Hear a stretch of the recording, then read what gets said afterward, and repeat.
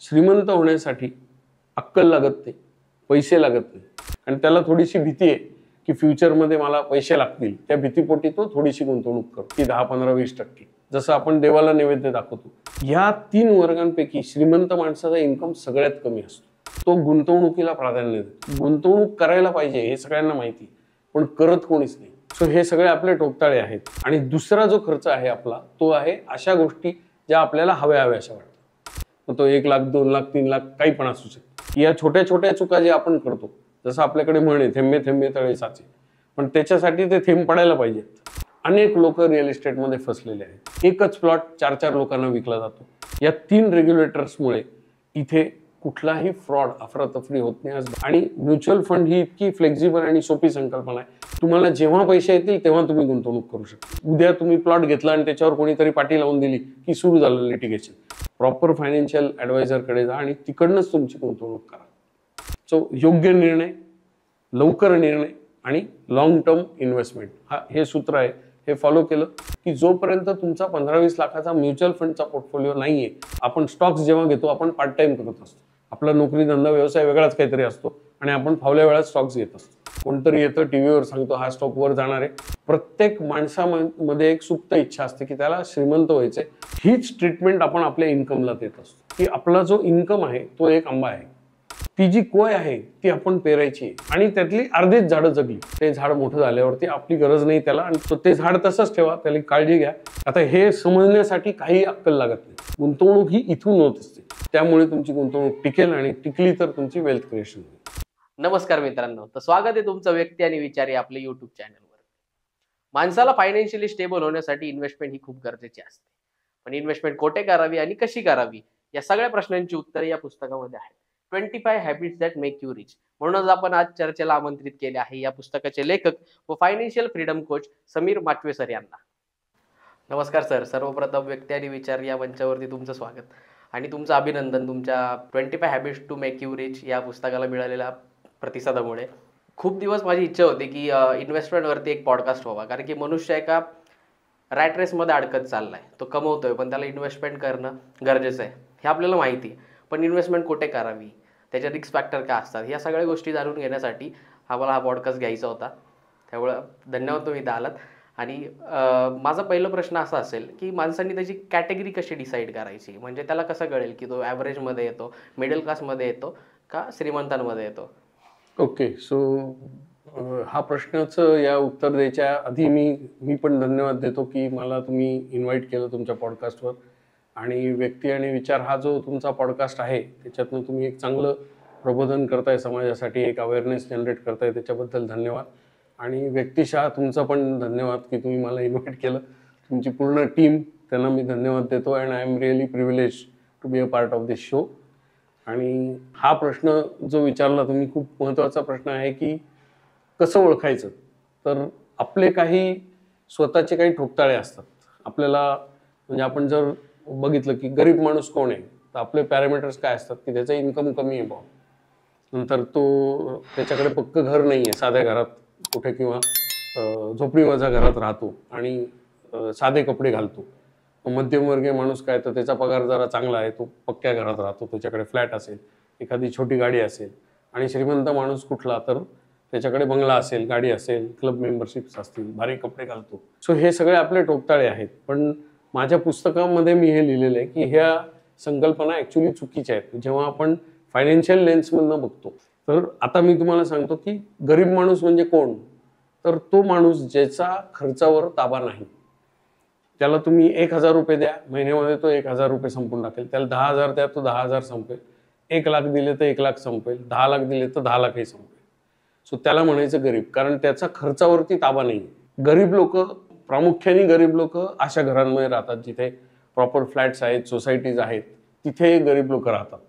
पण आपल्याला बाहेरनं असं दिसत नाही.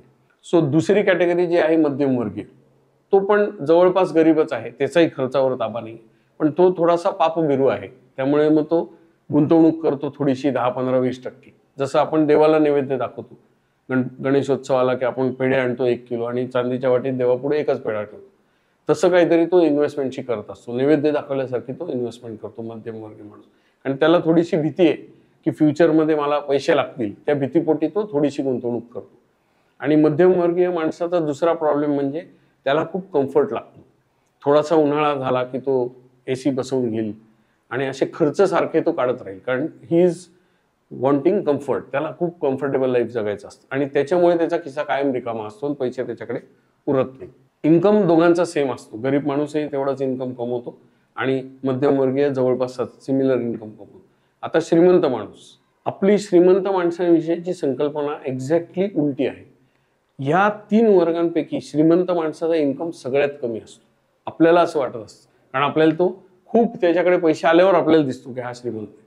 पण जर आपण सुरुवात बघितली तर त्याचा इन्कम सगळ्यात कमी असतो या दोघांपैकी, पण तो गुंतवणुकीला प्राधान्य देतो. सो टिपिकली माझ्या पुस्तकात मी एक फॉर्म्युला दिलाय की तुम्हाला जर श्रीमंत व्हायचं असेल तर तुमच्या इन्कमच्या 40% तुम्ही गुंतवले पाहिजे. आज समाजामध्ये 2-3% लोक आहेत ज्यांना एवढं मोठ्या प्रमाणावर सेव्हिंग जमतं. सो श्रीमंत माणूस ओळखायचा कसा, तर तो किमान 40% गुंतवणूक सुरू करतो. त्याचा कंट्रोल त्याच्या खर्चावर आहे. इन्कमवर कोणाचाही कंट्रोल नसतो, पण खर्चावर आपण 100% कंट्रोल ठेवू शकतो.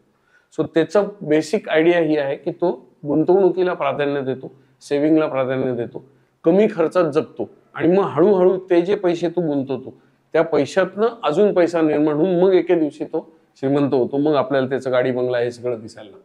आणि आपण ही प्रोसेस फॉलो नाही करत, कारण गुंतवणूक करायला पाहिजे हे सगळ्यांना माहिती, पण करत कोणीच नाही. That is the exact problem. म्हणजे थोडक्यामध्ये माणसाचा इन्कम सोर्स डिसाईड नाही करत की तो गरीब आहे किंवा श्रीमंत Exactly. आहे. माणसाचे विचार की तो इन्व्हेस्ट कसा करतोय त्याच्यावरती ठरतं. आता बेसिकली एक गैरसमज आहे की म्हणजे बाबा पैसे येत असतील तर ते इन्व्हेस्ट करावे, पण माणूस काय करतो की त्याच्या जे त्यांना पैसे येत असतात म्हणजे जो इन्कम येत असतो त्याच्या प्रत्येकाला वाटा तयार झालेल्या असतात किंवा पेमेंट आल्यानंतर आपल्याला हे करायचं. तर काय होतं बेसिकली की ज्यांचा इन्कम सोर्स कमी आहे त्यांनी इन्व्हेस्टमेंटचा विचार कसा करावा. म्हणजे असं व्हायला नको की इन्कम सोर्स कमी आहे निरक्षर गुंतवणूक व्हायला नको, किंवा अभ्यास न करता इन्व्हेस्टमेंट केली लॉस झाला तर मग इथे फायनान्शियल ॲडवायझरची गरज असते का? निश्चितच. पहिली गोष्ट लक्षात घ्या की आपण 2 प्रकारचे खर्च करत असतो. एक खर्च आहे आपल्याला आवश्यक असलेल्या गोष्टीचा, रोटी कपडा आणि मकान. आपल्याला रोज जेवायला अन्न लागतं, मग त्याच्यावर आपण खर्च करतो. घालायला कपडे लागतात, त्याच्यावर खर्च करतो. आणि दुसरा जो खर्च आहे आपला तो आहे अशा गोष्टी ज्या आपल्याला हव्याशा वाटतात. उदाहरणार्थ आजच्या जगामध्ये मोबाईल फोन. आपल्याला मोबाईल फोनचं काय काम आहे, मला तुमचा कॉल यायला पाहिजे, माझा आवाज तुम्हाला, तुमचा आवाज मला, संपर्क झाला पाहिजे, एवढाच रोल आहे. आता त्याच्यात ऍप्स घालून घालून त्याची किंमत वाढवलेली. पूर्वी आपण सेपरेट कॅल्क्युलेटर वापरायचो, सेपरेट घड्याळ वापरायचो, आज सगळं ते मोबाईलमध्ये टाकून दिले आणि त्याची किंमत वाढवली. सो मला मोबाईलची गरज किती अमाऊंटच्या मोबाईलची, मे बी 10-20 हजाराचा मोबाईल माझ्या गरजेचा आहे, पण मला हवासा वाटणारा मोबाईल कुठला आहे, तो आयफोन असेल. मग तो 1 लाख 2 लाख 3 लाख काही पण असू शकतो. सो हव्याशा वाटणाऱ्या ज्या गोष्टी आहेत त्याच्यावर जर आपण खर्च करत राहिलो तर आपला खिसा कायम रिकामा राहणार. सो पहिली गोष्ट काय करायची, ज्यांचा इन्कम कमी आहे त्यांनी फक्त गरजेच्या गोष्टींवर फोकस करायचं. त्याच गोष्टी घ्यायच्या ज्या गरजेच्या आहेत. लोक लोनवर EMI वर मोबाईल घेतात. मग मी असं म्हणणार नाही की तुम्हाला ज्या हव्याशा गोष्टी हव्यात त्या तुम्ही घेऊ नका, त्या पोस्टपोन करा. तुम्ही गेले मॉलमध्ये, तुम्हाला वाटलं एखादा शर्ट घ्यावा, त्याची किंमत 2000 रुपये आहे, तुमचा महिन्याचा पगार 5000 रुपये आहे, तर तो it is a huge percentage तुमच्या पगाराची. हवासा वाटतोय तो शर्ट, पण तो पोस्टपोन करा. त्या क्षणी जी तुम्हाला अशी एक उकळी फुटलेली आहे शॉपिंग करण्याची, त्या उकळीला शांत होऊ द्या, घरी जा, 24 तास आराम करा आणि मग विचार करा की खरंच या गोष्टीची मला गरज आहे का. मग तो तुमच्याकडे पैसा उरायला लागेल, कारण गरजेच्या गोष्टी ह्या कधीही तुमचा खिसा रिकामा करत नाही. ज्या हव्याशा गोष्टी आहेत त्याच रिकाम्या करतात. सो पहिला रूल आहे तुमच्या खर्चावर नियंत्रण आणा. मग तुम्ही गुंतवणूक छोटी केली तरी चालते, गुंतवणूक मोठीच केली पाहिजे असं काही नाही. आज 500 रुपयापासून तुम्हाला गुंतवणूक करता येते आणि मला वाटतं की कितीही सामान्य माणूस असला तरी महिन्याला 500 रुपयाची गुंतवणूक करणं सहजगत्या शक्य आहे. फक्त ती मानसिकता पाहिजे आणि तो कंट्रोल पाहिजे खर्चावर. आपण काय करतो, महिन्याच्या एंडला आपण गुंतवणूक करायला जातो. सगळे पैसे संपलेत, आता माझ्याकडे पैसेच नाही गुंतवणूक करायला. त्याऐवजी महिन्याच्या सुरुवातीला पहिली गोष्ट करा ती गुंतवणूक करा आणि मग तुमचा खर्च करा. आपोआप तुमचे पैसे बाजूला पडायला लागतात. ह्या सिंपल सवयी आहेत. माझ्या पुस्तकामध्ये मी हेच लिहिलेलं आहे बेसिकली, की या छोट्या छोट्या चुका जे आपण करतो, जसं आपल्याकडे म्हणे थेंबे थेंबे तळे साचे, पण त्याच्यासाठी ते थेंब पडायला पाहिजेत त्या तळ्यामध्ये. आपण ते पूर्णच पाणी पिऊन टाकलं तर उपयोग नाही. म्हणून शॉर्ट इन्व्हेस्टमेंट छोटी असली तरी चालेल. आयुष्यामध्ये इन्व्हेस्टमेंट ही लवकर सुरू केली पाहिजे. कारण तुम्ही किती रक्कम गुंतवता ह्यापेक्षा जास्त तुम्ही किती काळ गुंतवणूक करता ह्याला जास्त महत्व आहे. कंपाऊंडिंगच्या फॉर्म्युलामध्ये टाइम पिरियडला जास्त महत्व आहे. म्हणून छोटी गुंतवणूक करा, कमी वयात करा आणि ती जास्त वेळ ठेवा, म्हणजे तुमच्याकडे वेल्थ क्रिएशन ऑटोमॅटिक होणार आहे. थोडक्यामध्ये आपल्याला डिसिप्लिनची गरज आहे इन्व्हेस्टमेंट करायची म्हटलं तर. म्हणजे इन्व्हेस्टमेंट करतोय तर कन्सिस्टंटली करत राहिलं पाहिजे. म्हणजे मी एक नेहमी सांगतो की श्रीमंत होण्यासाठी अक्कल लागत नाही, पैसे लागत नाही. काय लागतं तर कन्सिस्टन्सी, डिसिप्लिन. तुम्ही फक्त 500 रुपये घ्या आणि ते 25 वर्ष गुंतवा आणि एखादा माणूस म्हणेल की नाही माझा पगार वाढू दे मग मी गुंतवणूक करतो, जेव्हा माझ्याकडे 50,000 रुपये येतील तेव्हा, त्याच्यापेक्षा हा 500 रुपयेवाला लवकर श्रीमंत होईल. कारण त्याच्याकडे सातत्य आहे. आणि आज मी पण तेच केलंय. आज माझं हे 19वे वर्ष आहे जेव्हा मी गुंतवणूक करतो. मी मागची 19 वर्ष सातत्याने गुंतवणूक करतो. मी पण काही खूप मोठी रक्कम गुंतवली नव्हती. मी अवघ्या 3,000 रुपयापासून सुरुवात केली, पण ती वाढवत गेलो आणि सातत्य ठेवलं. दरवर्षी मागच्या वर्षीपेक्षा जास्त गुंतवणूक करण्याचा प्रयत्न केला. And that is how the formula works. म्हणून कंपाऊंडिंगचा फायदा घ्यायचा असेल तर stay invested for a long time. आता भारतामध्ये बघायला गेलं तर 4-5च प्रकार बघायला भेटतात इन्व्हेस्टमेंटचे. जसं ट्रॅडिशनल पद्धत झाली गोल्डमध्ये इन्व्हेस्ट करणं किंवा लँडमध्ये, घरामध्ये इन्व्हेस्ट करणं. घर या गोष्टीला तर लोक इमोशनली अटॅच असतात, पण ते काय करतात आयुष्यभरासाठी हप्ता करतात आणि त्याच रॅटर्समध्ये अडकून जातात. त्यानंतर मग म्युच्युअल फंड्स आले आणि शेअर मार्केट. तर आपण 1 बाय 1 या गोष्टींवरती डिस्कस करूयात. तर गोल्डमध्ये इन्व्हेस्ट करतात म्हणजे ज्यांना माहीत नाहीये, म्हणजे आपली ट्रॅडिशनल पद्धत आली आहे पहिल्यापासून आपण बघत आलो की ज्यांना माहीत पण नाही की इन्व्हेस्टमेंट कुठं करायचं असं, त्यांना माहिती की पैसे कमवायचे आणि गोल्ड घेऊन ठेवायचं. ते कितपत बरोबर? ओके, सो आपण 4 ॲसेट्स बघूयात. 4 प्रमुख ॲसेट्स आहेत जिथे आपण पैसे आपले उरले की आपण त्याच्यात गुंतवतो. पहिला आहे फिक्स्ड इन्कम, म्हणजे व्याज मिळतं आपल्याला त्याच्यावर एक ठराविक. त्याच्यामध्ये लोक FD करतात बँकेत किंवा PPF करतात, बरोबर. ह्याच्यावर एक फिक्स्ड व्याज आपल्याला मिळत असतं. आता सामान्य माणसाच्या रिसोर्स हा लिमिटेड आहे, त्याचा पगार कमी आहे, त्याचा इन्कम कमी आहे. म्हणून सगळ्यात पहिली खबरदारी त्यांनी काय घेतली पाहिजे की इन्व्हेस्टमेंट त्याची सिक्युअर पाहिजे. सो आता आपण बघू की या ॲसेट्समध्ये सिक्युरिटी कशी आहे. सो जर आपण बँकेत FD केली आणि त्या बँकेला काही झालं तर तिथे रेग्युलेटर कोण आहे, तर फक्त RBI हा रेग्युलेटर आहे. आणि बँक PPF मध्ये पण RBI रेग्युलेटर आहे किंवा PFRDA रेग्युलेटर आहे. सोनं आणि चांदी, जसं तुम्ही म्हटलं की कन्व्हेन्शनली आपण सोनं साठवत जातो. आता सोन्यामध्ये जर आपली फसगत झाली एखाद्याने, समजा आपल्याला 24 कॅरेट सांगून 18 कॅरेटचं सोनं विकलं एखाद्या सोनाराने, तिथे रेग्युलेटर कोण आहे? कोणीच नाही. तुम्हाला कोर्टात जावं लागेल. एकदा तुम्ही कोर्टात गेले की किती वर्ष ते निर्णय व्हायला लागतील वी डोंट नो. सो तिथे रेग्युलेटर नसल्यामुळे तिथे गुंतवणूक करणं डिफिकल्ट आहे आणि इनसिक्युअर आहे. प्लस सोनं आज सांभाळण्यासाठी पण आपल्याला खर्च करावा लागतो. लॉकर घ्यावे लागतात, त्याचा दरवर्षी भाडं द्यावं लागतं. सोनं घालून आज रिस्क झालेली आहे, रस्त्यामध्ये चेन स्नॅचिंग वगैरे होतं. So that has become risky. So सोन्यामध्ये हा प्रॉब्लेम आहे. आणि कन्व्हेन्शनली जर आपण बघितलं तर सोन्यामध्ये लॉंग टर्मचे रिटर्न्स हे 8 ते 9% रेंजमध्ये आहेत. फिक्स्ड इन्कम इन्स्ट्रुमेंट त्याच्याहून खराब आहेत, 5 ते 6% रेंजमध्ये आज व्याज आलेले आहेत आणि ते इथून पुढे कमीच होणार आहेत. नेक्स्ट येतं रिअल इस्टेट. रिअल इस्टेटमध्ये पुन्हा कोणी रेग्युलेटर नाही आहे, फक्त कन्स्ट्रक्टेड प्रॉपर्टीमध्ये रिसेंटच्या काळात रेरा हे रेग्युलेटर आलेलं आहे. जमिनीमध्ये अजून कुठलाही रेग्युलेटर नाही. आणि भारतामध्ये सगळ्यात जास्त लिटिगेशन हे रिअल इस्टेटमध्ये होतं. अनेक लोक रिअल इस्टेटमध्ये फसलेले आहेत, पण हा मनुष्य स्वभाव असतो की तो जर फसला असेल तर तो कोणाला सांगत नाही.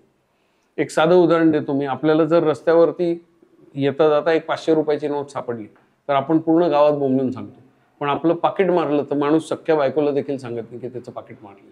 हा मनुष्य स्वभाव आहे. त्यामुळे रिअल इस्टेटमध्ये खूप लिटिगेशन्स असतात, पण लोक त्याच्याबद्दल बोलत नाही.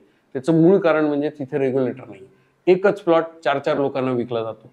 कुठले डॉक्युमेंट्स पाहिजे, कुठले नको, त्याचं काहीही टाळेबंद नाही. टोटल कन्फ्युजन या ठिकाणी असतं. सो त्यामुळे अगेन तिथं इनसिक्युरिटी आहे. प्लस रिअल इस्टेटमध्ये कॅपिटल इंटेन्सिव्ह आहे. एखाद्या माणसाकडे 1500 रुपये असेल तर तो रिअल इस्टेटमध्ये गुंतवू शकत नाही. He has to have lot of capital. खूप मोठा पैसा लागतो रिअल इस्टेट. आणि मग चौथं ॲसेट जो आहे तो इक्विटी किंवा स्टॉक मार्केट. याच्यामध्ये गुंतवणूक करण्याचे पुन्हा 2 मार्ग आहेत. एक, डायरेक्ट इन्व्हेस्टमेंट करा, म्हणजे तुम्ही एक डीमॅट अकाउंट उघडा आणि शेअर्स घ्यायला सुरुवात करा. दुसरं, म्युच्युअल फंड. सो आता म्युच्युअल फंडच्या माध्यमातून जर आपण गुंतवणूक केली तर ती मध्यमवर्गीय माणसांसाठी सेफ आहे, कारण तिथे रेग्युलेटर आहे. कोण कोण रेग्युलेटर आहे? सेबी रेग्युलेटर आहे, security and exchange board of India. Then we have RBI. खूप लोकांना हे माहीत नाही की स्टॉक मार्केटमध्ये RBI is also a regulator. आणि तिसरा रेग्युलेटर आहे AMFI, association of mutual funds in India. या 3 रेग्युलेटर्समुळे इथे कुठलाही फ्रॉड, अफरातफरी होत नाही. आज भारतामध्ये 60 वर्ष झाली म्युच्युअल फंडचा जन्म होऊन, आणि या 60 वर्षात म्युच्युअल फंडमध्ये एकही फ्रॉड नाही. याचं कारण काय? की हे रेग्युलेशन आहे, आणि सामान्य माणसांनी तिथे पैसा टाकला की तो सगळ्यात सेफ आहे. दुसरं एक महत्त्वाची गोष्ट आहे जी जनसामान्यांना माहीत नाही, की स्ट्रक्चर कसं असतं म्युच्युअल फंडचं. त्याच्यासाठी मी एक उदाहरण देतो. आपण बँकेमध्ये लॉकर उघडतो, बरोबर? आपल्याकडे त्याची एक चावी असते. तर आपल्या चावीनी लॉकर कधी उघडत नाही, त्याला बँकेची पण एक चावी लागते. सो जेव्हा तुम्ही लॉकर उघडायला बँकेमध्ये जाता त्यावेळेस त्याची नोंद होते. तिथला जो कोणी मॅनेजर असेल तो नोंद करतो की हा व्यक्ती लॉकर उघडायला आलाय. मग तो आपली चावी आणि त्याची चावी घेऊन आपल्याबरोबर त्या लॉकर रूममध्ये जातो, आणि मग दोन्ही चाव्या फिरवल्यावर लॉकर उघडतो. बंद करताना एका चावीनी होतो, पुन्हा तुम्ही बाहेर गेले की त्याची पण नोंद होते. हे सगळं रेकॉर्ड होतं. सो ही सिक्युरिटी आहे. जशी बँकेत ही सिक्युरिटी आहे, तशीच म्युच्युअल फंडमध्ये सेम सिक्युरिटी आहे. म्युच्युअल फंडमध्ये जे आपण पैसे गुंतवतो किंवा त्या AMC ॲसेट मॅनेजमेंट कंपनी, म्हणजे mutual fund company, SBI mutual fund असेल, HDFC म्युच्युअल फंड असेल, ह्या कंपनीला जेव्हा आपण आपली रक्कम देतो तर ती त्या लॉकरमध्ये राहते. That is called a trust. ती कंपनीच्या खिशात ते पैसे नसतात. सो ती ट्रस्टमध्ये असते, आणि त्या ट्रस्टची एक चावी ही सेबीकडे असते. सो जेव्हा त्या कंपनीला गुंतवणूक करायची तेव्हा त्यांना स्वतःची चावी घेऊन यायला लागतं, आणि सेबी त्याचं सगळं रेकॉर्ड ठेवत असतं. त्यामुळे तिथं असं कुठलंही हे होत नाही की बा हा पैसे घेऊन गेला आणि नंतर काय केलं माहित नाही. हे सगळं इलेक्ट्रॉनिकली रेकॉर्ड होत असतं. त्यामुळे त्या ट्रस्टच्या माध्यमातून हे केल्यामुळे तो पैसा अत्यंत सेफ आणि सिक्युअर असतो. आणि म्हणूनच ही एवढी मोठी सिक्युरिटी, 3 रेग्युलेटर्स ही गव्हर्नमेंटनी का केलेली आहे की तिथे सामान्य माणसाचे पैसे आपल्याला ठेवायचे. आणि म्युच्युअल फंड ही इतकी फ्लेक्झिबल आणि सोपी संकल्पना आहे की अवघ्या 500 रुपये महिन्यापासून तुम्ही गुंतवणूक करू शकता, आणि there is no upper limit. तुम्हाला जेव्हा पैसे येतील तेव्हा तुम्ही गुंतवणूक करू शकता. असं काही नाही. आता PPF अकाउंट जर तुम्ही उघडलं तर कंपल्सरी आहे दरवर्षी पैसे टाकणं. इथं असं काही कंपल्सरी नाही. PPF मध्ये 15-15 वर्षाचं लॉक इन आहे, इथे कुठलंही लॉक इन नाही. ह्या सगळ्या फ्लेक्झिबिलिटीज आहेत. इथं कोणी फसवू शकत नाही. इथे प्रॉपर KYC केलं जातं. इथे उद्या तुम्ही प्लॉट घेतला आणि त्याच्यावर कोणीतरी पाटी लावून दिली की सुरू झालं लिटिगेशन. इथं म्युच्युअल फंडवर तुमची कोणी पाटी लावू शकत नाही. Ownership cannot be transferred. एवढं क्लिअर आहे. सो सामान्य माणसासाठी मला विचाराल तर best is mutual fund investment. पण इंडियन लोकांना स्टॉक मार्केटमध्ये शेअर्स घेतल्याशिवाय, गुंतवणूक केल्याशिवाय शांती मिळत नाही. मी असं म्हणतो की भारतीय माणसांनी जर शेअर घेतला नाही तर त्याला कावळच शिवणार नाही. ही आपली अशी मानसिकता आहे. पण अनफॉर्च्युनेटली त्याचा आपण अभ्यास करत नाही. So buying direct stocks is like driving a formula 1 car. आपल्याकडे साध्या गाडीचं लायसन असतं, आपण फॉर्म्युला 1 चालवायला जातो, त्याच्या ॲक्सिलेटरला पाय लावला की लगेच 200-300चा स्पीड येतो, सरळ आपण जाऊन धडकणार आहे, आपल्याला कळणार पण नाही काय झालं. म्हणून भारतामध्ये 2% कमी लोकांना डायरेक्ट शेअर्समधनं रेग्युलर रिटर्न्स मिळतात. बाकी मॅक्सिमम लोकांकडे जे शेअर्स पडलेले त्याचा काही उपयोग नाही. त्याच्यातनं त्यांना लॉसेस झालेले असतात, आणि अनफॉर्च्युनेटली ह्याच्याबद्दल कोणी बोलत नाही.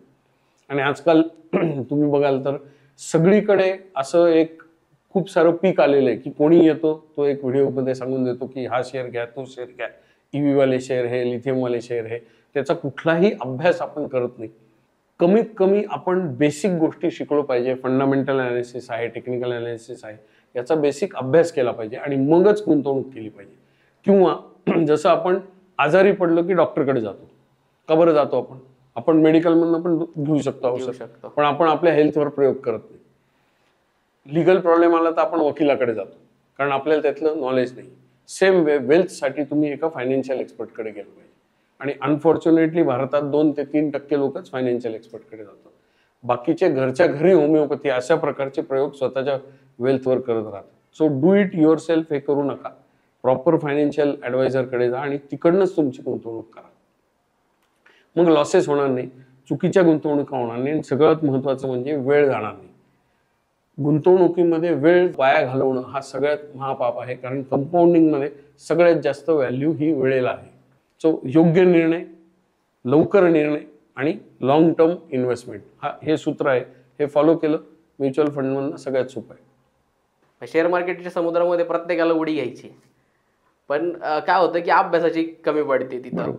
मग तिथं फायनान्शियल ॲडवायझर्स येतात, की तुम्ही म्हणले की फायनान्शियल ॲडवायझरकडनं ॲडवाईस घेतली पाहिजे. मग तिथं पण 2 प्रकार येतात, की लॉंग टर्मसाठी इन्व्हेस्ट करायचे किंवा डेली इंट्राडे वगैरे, म्हणजे डेली ट्रेडिंग वगैरे करायचं. तर काय केलं पाहिजे नेमकं? पहिले तर अभ्यास केला पाहिजे स्वतः. हो. एक साधं उदाहरण देतो मी. आपण सगळेजण शाळेत गेलेलो आहोत. 1ली ते 10वी आपण केली, त्याच्यानंतर 11वी 12वी आणि मिनिमम 3 वर्ष ग्रॅज्युएशनची, बरोबर. सगळ्यांनी हे केलेलं. आपला ऑडियन्स पण निश्चितच काही ना काहीतरी यापैकी केलं असेल. असं कधी झालं का की 5वीत एखाद्या विद्यार्थ्याला वाटलं की बस झालं, आता आपण पैसे कमवायला लागू? असं कधी होत नाही. आपण इमानीद्वारे त्या पूर्ण एज्युकेशन मधून जातो आणि मगच आपण कमवायला लागतो. मग माझा प्रश्न हा आहे की जर आपण 15 वर्ष घालवल्यानंतर पैसे कमवतो, तर स्टॉक मार्केटमध्ये इन्व्हेस्ट करायला तुम्ही किती वर्ष घालवली? प्रॉब्लेम आहे. लोक लगेच एक कुठली तरी टिप बघितली लगेच उडी घेतात. सो पहिले म्हणजे काही काळ घालवा. 3 ते 4 वर्ष स्टॉक मार्केटचा अभ्यास करा. आज अभ्यास करणं खूप सोपं झालेलं आहे. खूप साऱ्या वेबसाईट आहेत, खूप सारे कोर्सेस आहेत. ते करा आणि मग गुंतवणूक करायला सुरुवात करा. आणि घाई करू नका. मी माझ्या क्लायंट्सला हे सांगतो की जोपर्यंत तुमचा 15-20 लाखाचा म्युच्युअल फंडचा पोर्टफोलिओ नाहीये, तोपर्यंत तुम्ही स्टॉक्स घ्यायची काहीच गरज नाही. कारण ते म्युच्युअल फंडमधनं ऑलरेडी स्टॉक्स घेतले जाते, पण तिथे एक्सपर्ट आहे. म्युच्युअल फंडमधनं सेम इक्विटीचे रिटर्न्स तुम्हाला मिळणार आहेत. कारण काय, सिंपल लॉजिक आहे. म्युच्युअल फंडमध्ये एक फंड मॅनेजर आहे, ज्याचं शिक्षण त्या क्षेत्रातलं आहे. आपलं त्या क्षेत्रातलं शिक्षण नाही.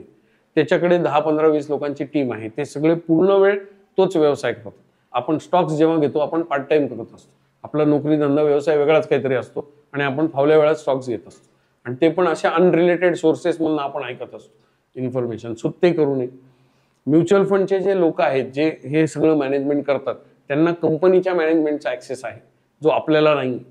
त्यांचा source of information is very very reliable. आपलं इज नॉट रिलायबल. कोणतरी येतं टीव्हीवर सांगतो हा स्टॉक वर जाणार आहे, तो नाही गेला तर आपण कोणाला धरणार आहे माहित नाही. सो ते करू नका. त्यांच्याकडे लाखोचे सॉफ्टवेअर्स आहेत अनालिसिस करण्याचे, आपल्याकडे काहीच नाही. So it is always better that सामान्य माणसांनी म्युच्युअल फंडच्या माध्यमातून जावं.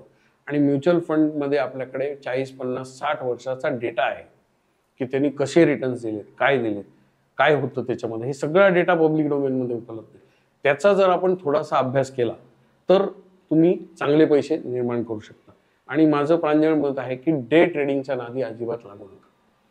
प्रत्येक माणसामध्ये एक सुप्त इच्छा असते की त्याला श्रीमंत व्हायचंय, पण ते उद्या सकाळी लवकर श्रीमंत व्हायचंय, कुठलंही काम न करता. सो त्याच्याऐवजी मी असं सजेस्ट करेन की बेटर गेट रिच क्विकच्या मागे लागायच्या ऐवजी गेट रिच स्लो. आणि मी एक साधं उदाहरण देतो तुम्हाला. ही फिलॉसॉफी जर तुम्ही तुमच्या आयुष्यात अप्लाय केली तर मला वाटतं की कुठलाही माणूस हा चांगल्या पद्धतीने श्रीमंत होऊ शकतो. एक चांगलं आयुष्य स्वतःसाठी आणि त्याच्या फॅमिलीसाठी जगू शकतो. आता आंबे सुरू झालेले आहेत मार्केटमध्ये. आपण सगळे अनेक वर्षांपासून आंबे खातो. आपण आंबे कसे खातो? बाजारात जातो, आंबे विकत घेतो. जे कुठलं आपल्याला हापूस लागेल, देवगड लागेल ते घेतो. ते धुतो, चिरतो किंवा रस काढतो आणि खातो. आणि मग त्याची सालं आणि पोळी फेकून देतो. ही पद्धत आहे आंबे खाण्याची. हीच ट्रीटमेंट आपण आपल्या इन्कमला देत असतो. असं इमेजिन करा की आपला जो इन्कम आहे तो एक आंबा आहे. त्यातला जो गर आपण खातोय तो आपला जगण्यासाठीचा खर्च आहे. जी काही क्वालिटी ऑफ लाईफ आपण जगतो त्याला जो खर्च येतो तो पल्प आहे, गर आहे. ती जी कोय आहे ती आपण पेरायची आहे, ती गुंतवणूक केली पाहिजे. असं जर आपण सातत्याने 10 वर्ष केलं तर 10 वर्षामध्ये 120 महिने असतात. 120 महिन्यांपैकी 120 कोळी जर आपण पेरल्या तर आणि त्यातली अर्धीच झाडं जगली तर आपल्याकडे 10 वर्षाच्या एंडला किती झाडं असतील? 60 झाडं असतील. आता आपण आंब्याची एक कोय लावली म्हणून झाडाला एक आंबा येत नाही, अनेक आंबे येतात, दरवर्षी येतात. आणि 7-8 वर्ष जर त्या झाडाचं आपण संगोपन केलं, त्याची काळजी घेतली तर निश्चितच आपल्याला ते झाड मोठं झाल्यावरती आपली गरज नाही त्याला आणि तो आंबे देत राहील दरवर्षी. That is the process of investment. आणि मग हे जे एक्सेस आंबे येणार आहेत त्यालाच आपण म्हणतो पॅसिव्ह इन्कम. आता ही पद्धत जर आपण राबवली तर आपल्याला कधीही लॉस होणार नाही. करायचं काय? तुमचा इन्कम आला, त्याचे जो काही पैसे उरतायत ते उरू, त्याला पेरा, त्याची गुंतवणूक करा योग्य माणसाकडे जाऊन आणि मग त्याचं संगोपन करा. 7-8 वर्ष त्याच्याकडे लक्ष देऊ नका. सेन्सेक्स निफ्टी अजिबात बघू नका, कुठे का जाईना ते. साधं उदाहरण देतो मी की आपल्याला समजा पावसाळ्यात वादळ येते आणि आपल्याकडे छोटा आंब्याचं झाड आहे, तर आपण वादळात ते झाड कापून टाकतो का? नाही, पण स्टॉक मार्केटमध्ये वादळ आलं की आपण पैसे काढून घेतो. That is the problem. So ते झाड तसंच ठेवा, त्याला काळजी घ्या. 7-8 वर्षांनी तुमच्याकडे आमराई तयार होईल आणि मग हवे तेवढे आंबे खा. That is passive income. आता हे समजण्यासाठी काही अक्कल लागत नाही. ही बेसिक कॉमन सेन्स गोष्ट आहे. हे सोडून आपण असा प्रयत्न करतो की मी आज आंब्याची कोय लावली की उद्यापासून मला आंबे यायला पाहिजे. त्याला म्हणतात डे ट्रेडिंग. असं होऊ शकत नाही. हे निसर्गाच्या नियमाच्या विरुद्ध आहे. 4 दिवस चालेल, त्याच्यानंतर तुमचा खिसा 100% रिकामा होणार आहे. आज सेबी सगळ्या डिमॅट अकाउंट्समध्ये ही जाहिरात देते, हे अंडरटेकिंग देतात की 10 पैकी 9 लोकांना लॉसेस होतात. डेरिव्हेटिव्ह ट्रेडिंग झाले, ऑप्शन्स ट्रेडिंग झाले, डे ट्रेडिंग झाले. You never make money. So you have to go after long term investment आणि त्यातनंच तुमचा पैसा जनरेट होणार आहे. जसं तुमच्या म्हणण्यातून येत आहे की म्युच्युअल फंड बेस्ट आहे. समजा मला म्युच्युअल फंडमध्ये इन्व्हेस्ट करायचं आहे, तर मला बेसिक नॉलेज काय असणं गरजेचं आहे? सो म्युच्युअल फंडमध्ये जर तुम्हाला इन्व्हेस्टमेंट करायची असेल तर तुम्ही बेस्ट मेथड ही आहे की तुम्ही एक म्युच्युअल फंड डिस्ट्रीब्युटर जो आहे तुमच्या जवळपासचा, तुमच्या ओळखीचा, त्याच्याकडे जाऊन त्याच्यावरती चर्चा करा. म्युच्युअल फंड नक्की काय आहे त्याची संकल्पना समजून घ्या आणि मग तिकडून गुंतवणूक सुरू करा. आता आजकालच्या जमान्यामध्ये खूप सारे ॲप्स आलेत, आपण बघतो ब्रोकिंग ॲप्स, आणि लोक त्याच्यातनं डायरेक्ट इन्व्हेस्टमेंट करतात. तर मी असं रेकमेंड करेन की त्यातनं इन्व्हेस्टमेंट करणं हे घातक आहे. का बरं? त्याच्यात इन्सिक्युरिटी आहे म्हणून नाही, तर पहिले आपल्याला हे कळलं पाहिजे की त्या म्युच्युअल फंड डिस्ट्रीब्युटरचा रोल काय आहे आपल्या लाईफमध्ये, जो रोल ॲप फुलफिल करू शकत नाही. आता मी स्वतः म्युच्युअल फंड डिस्ट्रीब्युटर आहे आणि मी भारतातल्या टॉप 1% म्युच्युअल फंड डिस्ट्रीब्युटरमध्ये आहे बेस्ड ऑन माय AUM. तर त्या अनुभवातून मी सांगतो की समजा तुम्ही माझ्याकडे गुंतवणुकीला आले, तुमच्याकडे 2 पर्याय, तुम्ही ॲपवरनं गुंतवणूक करा किंवा तुम्ही समजा माझ्याकडे आले गुंतवणुकीला. तर माझं काम हे तुम्हाला फक्त चांगलं म्युच्युअल फंड शोधून देणं हे नाही, ते फक्त माझं 10% काम आहे. माझं 90% काम आहे की तुम्हाला इन्व्हेस्टेड ठेवणं फॉर लॉंग टर्म. तुमची मानसिकता मॅनेज करणं, तुमचं बिहेवियर मॅनेज करणं, हे माझं रिअल फंक्शन आहे. कारण आपण बघितलंय 2007-8 मध्ये मोठा फॉल होता, 60% पेक्षा जास्त मार्केट पडलं. तेव्हाचा जर डेटा तुम्ही बघितला तर मॅक्सिमम लोकांनी तेव्हा पैसे काढून घेतले. हे का बरं काढले? कारण त्यांना कोणी गाईड केलं नाही. जेव्हा आपल्या घराच्या जवळ मॉलमध्ये सेल लागतो तेव्हा आपण काय करतो? एकाच्या जागी 2 शर्ट घेतो, कारण 50% ऑफ चालू. 50% ऑफ चालू. पण तोच सेल जेव्हा स्टॉक मार्केटमध्ये लागतो तर लोक स्वतःचे कपडे विकून येतात. हे का बरं होतं? Because there is nobody to guide. आता असं जेव्हा होतं किंवा कोविडमध्ये 40% फॉल झाला, मी म्युच्युअल फंडमध्ये म्हणजे माझे मित्र कर्मचारी आहेत जे म्युच्युअल फंड कंपनीत काम करतात, त्यांच्याकडनं जेव्हा मी डेटा काढला तर मला हे दिसलं की ॲपमध्ये गुंतवणूक करणाऱ्यांनी सगळ्यांनी SIP बंद केली होती. का बरं? कारण त्यांना त्यावेळेस गाईड करणारं कोणी नाही. सो म्युच्युअल फंड डिस्ट्रीब्युटरचा हा रोल आहे की he will guide you, he will help you की खराब काळामध्ये कशी तुमची बिहेवियर राहिलं पाहिजे. सो बिहेवियरल सायन्स आहे. गुंतवणूक ही इथून होत असते. गुंतवणूक ही कुठल्या तरी ॲसेटमध्ये नाही होत. It is all here. So आपली जर मानसिकता आपण मेंटेन केली आणि त्याच्यासाठी एक गाईड घेतला आणि त्यांनी आपल्याला चांगल्या काळात आणि वाईट काळात जर नीट गायडन्स केला तर ती आपली गुंतवणूक टिकते. कारण गुंतवणूक टिकली तरच त्याची वाढ होणार आहे. सो टिकवणं हे जास्त महत्वाचं भाग आहे. तुम्ही किती गुंतवता ह्याच्यापेक्षा जास्त किती काळ गुंतवणूक करून राहता. पण ट्रेंड असा आहे की आता जसं बुल मार्केट चालू आहे तर सगळेजण पटापट अकाउंट उघडतील आणि गुंतवणुका करतील, आणि बिअर मार्केट सुरू झालं, मार्केट खाली यायला लागलं की लोक पटापट पैसे काढून घेतील. So idea is don't remove your money or don't go because market is good. सदा सर्व काळ तुम्ही इन्व्हेस्ट केलं पाहिजे. मग सेन्सेक्स वर जाओ किंवा खाली जाओ, सातत्याने तुम्ही गुंतवणूक केलीच पाहिजे. आणि ते काम आहे म्युच्युअल फंड डिस्ट्रीब्युटरचं. ॲप तुम्हाला गाईड करू शकत नाही. It is a electronic medium. तो तुम्हाला फक्त सांगेल याच्यात गुंतवणूक करा आणि याच्यात नका करू. But it will not guide you, it will not coach you, it will not do the hand holding. महत्वाची गोष्ट आहे की त्यावेळेस हँड होल्डिंग गरजेचं आहे. सो मी असं रेकमेंड करेन की गो टू आणि असा डिस्ट्रीब्युटर शोधा जो तुम्हाला त्याचं नॉलेज देईल. माल विकणारा फक्त म्युच्युअल फंड हे विका ते विका, so he is as good as a app. त्या माणसाला नॉलेज पाहिजे, त्यांनी स्वतःचा चांगला पोर्टफोलिओ बनवलेला पाहिजे, तो त्यांनी तुमच्याशी शेअर केला पाहिजे आणि त्या म्युच्युअल फंडचं वेळोवेळी तुम्हाला सातत्याने नॉलेज दिलं पाहिजे. अशाच व्यक्तीकडनं गुंतवणूक करणं, त्यामुळे तुमची गुंतवणूक टिकेल आणि टिकली तर तुमची वेल्थ क्रिएशन होईल. That is the method. आता कॉमन मॅनची सेटल होण्याची व्याख्या काय आहे की एक चांगली गाडी असावी, एक चांगलं घर असावं. तर मग काय करतात लोक की EMI मध्ये अडकतात. तर ते कितपत बरोबर आहे की थांबून घर घेतलं पाहिजे का की EMI करून घेतलं पाहिजे? Buying a house on loan is financial suicide according to me. एक साधं उदाहरण मी तुम्हाला देतो. असं इमॅजिन करा की एखादं कुटुंब आहे, एका छोट्या गावात राहतं, खेड्यात राहतं, आणि त्यांचा मुलगा हा नोकरी करतो शहरामध्ये, से पुण्यामध्ये किंवा मुंबईमध्ये. आणि मग आजकाल ट्रेंड अशी आहे की घर ही एक खूप मोठी इंडियन लोकांच्या इमोशनल पार्टमध्ये खूप मोठं एक त्याचं घर आहे की स्वतःचं घर पाहिजे. आणि मग खूप वेळा असं दिसतं की आईबापच भाग पडतात मुलाला घर घेण्यासाठी की घे बाबा तू घर घे, आता नोकरी लागली, आता तुझा पगार सुरू झाला, घर घे, त्याच्या मागे शेपूट लावून देतात. आणि तो कंटिन्युअस त्या प्रेशरमध्ये असतो आणि मग त्याला घर परवडत नसतं. मग तो बँकेत जातो आणि लोनवर घर घेतो. आता इकडे खेड्यावर त्याचे जे आईबाप आहेत ते काय सांगतात गावातल्या लोकांना की आमच्या मुलाचं घर आहे स्वतःचं. कारण भारतामध्ये लोकांना भाड्याने राहायला कमीपणा वाटतो. आता एक साधं उदाहरण आपण घेऊ.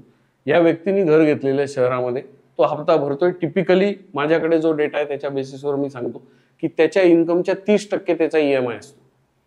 बरोबर आहे. आणि इथे हे समाजामध्ये काय सांगतात की आमच्या मुलाचं घर आहे. आता आपण हे बघू की समजा त्या मुलांनी 4 हप्ते भरलेच नाही त्या घराचे, तर काय होईल? बँक दारात येऊन उभी राहील. बरोबर. मग तुमचं जर घर आहे तर बँक दारात का येऊन उभी राहते? म्हणजे हा भ्रम आहे, ही अंधश्रद्धा आहे की लोनवरचं घर माझं आहे. ते माझं घर नाही. भाड्याचंही घर माझं नाहीये आणि लोनवरचंही घर माझं नाहीये. जोपर्यंत माझा लोनचा शेवटचा हप्ता मी भरत नाही तोपर्यंत मी स्वतःला घराचा मालक बनवू शकत नाही. पण आपण हे सांगतो की माझं घर आहे, तुझं घर नाहीये बाबा, हा अंधश्रद्धा आहे. आता साधं उदाहरण देऊ. जर त्याच घरात तुम्ही भाड्याने राहिले आणि तेच घर तुम्ही विकत घेतलं तर त्याच्यावर जो व्यक्ती जेव्हा असतो, घरमालक जेव्हा व्यक्ती असतो, त्याला तुम्ही जे भाडं देता आणि त्या व्यक्तीच्या ऐवजी तुम्ही संस्थेला जेव्हा घर मालक करता, म्हणजे बँक ज्याच्याकडनं तुम्ही लोन घेतलंय, तर ते घर भाडं दुप्पट ते तिप्पट होतं. तर मला काही कळत नाही की फक्त व्यक्तीपासून संस्थेला मालक बनवणं, हेही घर माझं नाहीये भाड्याचं आणि EMI वरचंही घर माझं नाहीये. फक्त मी व्यक्ती बदलून संस्थेला मालक केलं तर मी दुप्पट ते तिप्पट भाडं कशासाठी देऊ? म्हणजे फक्त घर माझं आहे म्हणण्यासाठी 3 पट भाडं भरल्यासारखं. एक्झॅक्टली. सो ही जी आहे ही आयुष्यातली सगळ्यात मोठी गोडचूक असते. त्यामुळे असं काहीच करू नये आणि भाड्याने राहावं बिंदास. उरलेली रक्कम तुम्ही म्युच्युअल फंडच्या SIPत टाका. एक साधं उदाहरण देतो मी. आपण आता इथे बसलो असं इमेजिन करा की हे तुमच्या मालकीचं घर आहे, सो कॉल्ड मालकीचं, पण EMI चालू आहे आणि मी शेजारच्या घरात भाड्याने राहतोय. तुम्ही 20 वर्ष लोन फेडलं, 20 वर्षाच्या एंडला तुम्ही घराचे ऍक्च्युअली मालक व्हाल आणि मी शेजारी 20 वर्ष भाड्याने राहतोय. माझं ते घर मालकीचं नाही. तुम्ही जगाला ओरडून सांगताय माझ्या मालकीचं आहे, पण तुमच्याही मालकीचं नाही.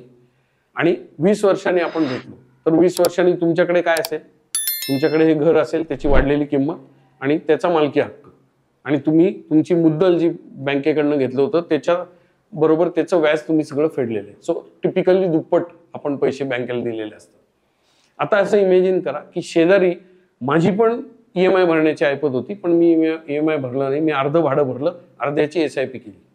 20 वर्षांनी मी तो जो शेजारचा फ्लॅट आहे त्याची किंमत तुमच्याच फ्लॅट एवढी झालेली असणार आहे.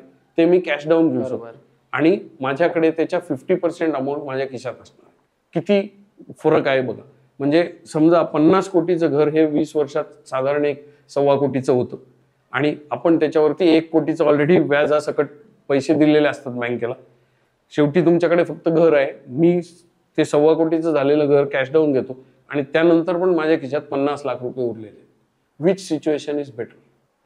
सो ही जी पद्धत आहे आणि याच्यामध्ये ट्रॅप आहे तो मी तुम्हाला सांगतो. आता भारतामध्ये मॅक्सिमम मध्यमवर्गीय लोक त्यांची गुंतवणूक ही बँक FD मध्ये करतात. FD वर आज व्याज साधारण 6% आपल्याला मिळतं आणि तोच मध्यमवर्गीय माणूस जाऊन घर घेतो लोनवर. आता तुम्हाला काय वाटतं, ते जे लोनचे पैसे आहेत ते बँक कुठून आणते? त्याच FD मधून. हाऊसिंग लोन 9% मिळतं, बँक FD वर 6% मिळतात. मधले 2 ते 3% हे बँकेचं इन्कम आहे. सो तोच मध्यमवर्गीय माणूस FD करतोय आणि त्याच वर्गातली इतर मध्यमवर्गीय माणसं लोन घेत आहेत. सेम मनी, मध्यमवर्गीय माणसांचाच पैसा मध्यमवर्गीय माणसांना दिला जातो आणि दोघंही फसतायत. ह्याला व्याज मिळत नाही म्हणून हा रडतोय, ह्याचा हप्ते परवडत नाही म्हणून हा रडतोय. दिस इज दी ट्रॅप. सो ह्याच्यामुळे काय होतंय की दोघांची प्रॉब्लेम सॉल्व्ह होत नाही. So best is don't do FD, don't by the house. एक त्याला फॉर्म्युला करा. माझ्या युट्यूबच्या चॅनलवर मी एक व्हिडिओ बनवलाय. ओन हाऊस और फायनान्शियल सुसाईड, त्याच्यामध्ये मी हा फॉर्म्युला आखून दिला की तुम्ही घर एक्झॅक्टली कधी घ्यायला पाहिजे. मी असं म्हणत नाही की घर घेणं चुकीचं आहे, पण घर कधी घ्यावं ह्याला खूप महत्वाची एक कॅल्क्युलेशन आहे. ते कॅल्क्युलेशन जर तुम्ही केलं तर त्याच्यानंतर तुम्ही घर घेतलं तर तुम्हाला त्रास होणार नाही, तुमचा खिसा रिकामा होणार नाही. सो घाई करून घर घेऊ नका. आयुष्यामध्ये 2 चुका टाळल्या पाहिजेत, एक्स्पेशली जेव्हा तुमचा इन्कम चालू होतो. पहिल्या 10-12 वर्षात तुम्ही घर घेऊ नये आणि गाडी घेऊ नये, आणि त्यावेळेस ही गुंतवणूक करावी, म्हणजे त्या गुंतवणुकीला फळण्यासाठी वेळ मिळतो आणि मग तुम्ही हवं तर जी काही तुम्हाला मजा करायची ती करा. आता तुम्ही म्हणताय की EMI वरती घर नाही घ्यायचं, पण माझे भरपूर मित्र असे आहेत की त्यांचं लग्न होत नाहीये आणि त्यांच्या घरच्यांचं असं म्हणणं आहे की घर नाहीये म्हणून लग्न होत नाहीये. मग कुटुंबाच्या प्रेशरसाठी त्याला घर घ्यावं लागतं EMI वरती, मग ते कसं करायचं? ओके, सो हा एक सामाजिक प्रॉब्लेम आहे निश्चितच, की घर नाही म्हणून लग्न होत नाही. पण इथे प्रॉब्लेम काय होतो बघा, की लग्न होण्यासाठी माणूस घर घेतो आणि मग आईबाप जेव्हा मुलीकडचे येतात बघायला त्यांना काय सांगतात, आमच्या मुलाचं घर आहे, पुण्यामध्ये घर आहे, मुंबईत घर आहे. ऍक्च्युली वस्तुस्थिती काय, आईबापांनी खरं काय सांगायला पाहिजे की आमचा मुलगा कर्जबाजारी आहे, याच्या डोक्यावर 50 लाखाचं कर्ज आहे. असं जर सांगितलं तर त्याचं लग्न होईल का? अजिबात नाही. म्हणजे हा आपण एक दुसऱ्याला फसवीचा गेम करतोय. ते घर त्याचं नाही, कारण शेवटचे हप्ते जोपर्यंत भरत नाही तोपर्यंत नाही. सो ऍक्च्युली आईबापांनी सुधरून हे सांगायला सुरुवात केली पाहिजे की आमचा मुलगा कर्जबाजारी नाहीये, याच्या डोक्यावर कुठलंही कर्ज नाही आणि ह्याचं घर नसलं तरी चालेल, पण हा कर्जबाजारी नाही. अशा पद्धतीने जर तो विषय मांडला आणि मुलीकडच्यांनी पण तसा जर हे दृष्टिकोन घेतला की अरे हा आपला होणारा जावई हा कर्जबाजारी नाही, आणि एखादा जो माणूस सांगतोय की माझं घर आहे तो ऍक्च्युली कर्जबाजारी आहे, हे जर लक्षात घेतलं तुम्ही तर खूप मोठा फरक पडेल. आणि ह्या पद्धतीने लग्नाकडे बघणं ही अत्यंत चुकीची गोष्ट आहे. अनफॉर्च्युनेटली लोक असं करतायत, पण त्याला उत्तर हेच आहे की त्या मुलांनी पण जर त्याला खरंच लग्न करायचं असेल तर आईवडिलांनी सांगितलं की तुझं घर आहे मुंबईत, तर त्या मुलांनी पण सांगावं की माझं घर वगैरे काही नाही, मी ऍक्च्युली कर्जबाजारी 50-60 लाख, करायचं असेल तर द्या तुमची मुलगी. So this is the way you have to handle it. आपला थोडा इन्कम सोर्स वाढला की बँक आपल्याला क्रेडिट कार्ड ऑफर करतात, ते क्रेडिट कार्ड वापरणं बरोबर आहे का नाही? क्रेडिट कार्ड वापरणं अत्यंत चुकीची गोष्ट आहे. सगळ्यात पहिले तुमचं क्रेडिट कार्ड कापून फेकून द्या. आता होतं काय, क्रेडिट कार्ड म्हणजे काय, समजा तुम्ही मॉलमध्ये गेले शॉपिंगला आणि तुमच्या खिशामध्ये 2000 रुपये असले तर तुम्ही खरेदी कितीची करू शकता? 2000ची. त्याच्यावर तुम्ही खर्च करू शकत नाही. पूर्वी आपण कॅशमध्ये असं जायचो. आज तुमच्याकडे क्रेडिट कार्ड आलं तर तुम्ही 20,000ची देखील खरेदी करू शकता. सो क्रेडिट कार्ड हे तुम्हाला शॉपिंग करण्यासाठी भाग पाडतं. कारण तुम्ही तुमचा फ्युचरचा इन्कम खर्च करताय. जो पैसा तुम्हाला आज मिळालेला नाही तो देखील तुम्ही खर्च करून टाकताय. आणि मग त्याच्यामध्ये आमिष काय दाखवलं जातं, लाईफ टाईम फ्री, त्याच्यावर पॉइंट्स दिले जातात. म्हणजे सातत्याने तुम्हाला खर्च करण्यासाठी प्रलोभनं दिली जातात की तुम्ही खर्च करा म्हणजे तुमचे पॉइंट्स येतील, परत ते पॉइंट्स कंझ्युम करायला खर्च करा. हे सातत्याने चक्र चालू राहतं आणि तो चक्रव्यूह आहे. आणि माणसांना आता कसं आहे की श्रीमंत असण्यापेक्षा श्रीमंत दाखवणं जास्त महत्त्वाचं वाटायला लागलं. आणि मग होतं काय गंमत की ते मिनिमम अमाऊंट ड्यू ते भरतात लोकांना हे माहिती नाही. मला खूप लोक स्टेटमेंट दाखवतात, त्याचं व्याजही कॅल्क्युलेट करता येत नाही. 30% जास्त व्याज ह्या कंपन्या, क्रेडिट कार्ड कंपन्या कापतायत त्या डिफॉल्टवर, किंवा तुम्ही वेळेवर जर पैसे नाही भरले, मिनिमम अमाऊंट ड्यू भरलं तरी तुम्हाला व्याज लागतं. ते व्याज जे वसूल केलं जातं ते 40-42% घरात असतं. That is how the business works. Unfortunately हे कॅल्क्युलेशन मध्यमवर्गीय माणूस करत नाही आणि तो त्या पॉईंट्सच्या मागे लागतो आणि त्याला असं वाटतं की मी खूप छान मॅनेजमेंट करतोय. असं काहीच नाहीये. क्रेडिट कार्ड हा खूप मोठा रोग आहे. क्रेडिट कार्ड फेकून द्या.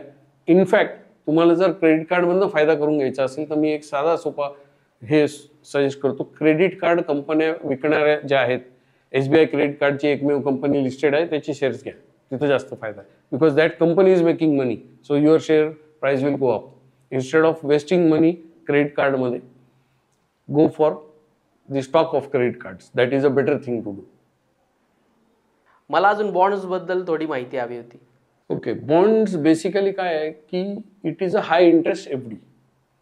बॉन्ड्सची उत्पत्ती कशी होते की एखादा बिझनेस असेल, मग तो गव्हर्नमेंट ओन्ड असेल किंवा प्रायव्हेट असेल, त्या बिझनेसला गरज पडते फंड्सची त्यांचा बिझनेस वाढवण्यासाठी.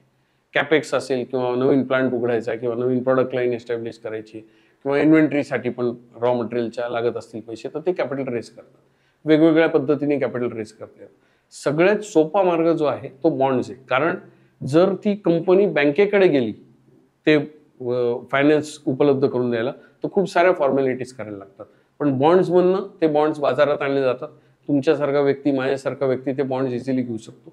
सो जेव्हा आपण बॉन्ड्स परचेस करतो तेव्हा आपण त्या बँकेला आपलं पैसे कर्ज म्हणून देतो आणि मग आपल्याला काही फॉर्मॅलिटीमध्ये नसल्यामुळे आपल्याला जास्त व्याज मिळतं. टिपिकली FD पेक्षा बॉन्ड्समध्ये 25% पासून 100% पर्यंत व्याज जास्त मिळतं. आज जे बॉन्ड्स मार्केटमध्ये उपलब्ध आहे त्याच्यामध्ये 8% पासून 12-12.5% पर्यंत व्याज मिळतं आणि बॉन्ड्स हे 100% सिक्युअर्ड असतात. आणि ह्याच्यामुळे जे लोक FD करतात, मी त्यांना सजेस्ट करेन की तुम्हाला जर इक्विटी मार्केटमध्ये किंवा स्टॉक मार्केटमध्ये रिस्क घ्यायची नसेल आणि एवढं कमी व्याज नको हवं असेल, तर तुम्ही बॉन्ड्समध्ये गुंतवू शकता. आणि वेगवेगळ्या पद्धतीचे बॉन्ड्स येतात. गव्हर्नमेंट बॉन्ड्स आहेत, प्रायव्हेट बॉन्ड्स आहेत, शॉर्ट टर्म आहेत, अगदी 30 दिवस 60 दिवसाचा बॉन्ड म्हणून मिळतो आणि 5-10 वर्षाचा पण बॉन्ड मिळतो. सो तुमच्या गरजेप्रमाणे, तुमच्या फ्लेवरप्रमाणे तुम्ही बॉन्ड घेऊ शकता. त्याचं प्रॉपर रेटिंग चेक करू शकता. सो एका फायनान्शियल एक्सपर्टकडे जाऊन जर आपण बॉन्ड्स विकत घेतले तर आपल्या पैशावर निश्चितच चांगला परतावा आपण मिळवू शकतो. आता तुम्ही लिहिलेलं हे जे पुस्तक आहे माझ्या हातामध्ये, 25 habits that make you rich, त्या पुस्तकाबद्दल आमच्या प्रेक्षकांना काय माहिती द्याल? सो हे पुस्तक मी लिहिलं याच्यासाठी की माझा जो काही 22 वर्षाचा अनुभव होता, त्या 22 वर्षामध्ये माझ्यासमोर 2000 लोक त्यांचं आर्थिक आयुष्य सांगून गेले आणि त्याच्यावरती मी फायनान्शियल मॅनेजमेंटचं काम केलं. सो त्यांच्या चांगल्या वाईट सवयींबद्दल हे पुस्तक आहे. सो मला असं वाटतं की आपली जी पर्सनॅलिटी आहे किंवा आपण जे एक व्यक्तिमत्व आहे ते it is a sum total of all our habits. आपल्या सगळ्या चांगल्या आणि वाईट सवयींची जर टोटल केली तर ते एक व्यक्तिमत्व तयार होतं.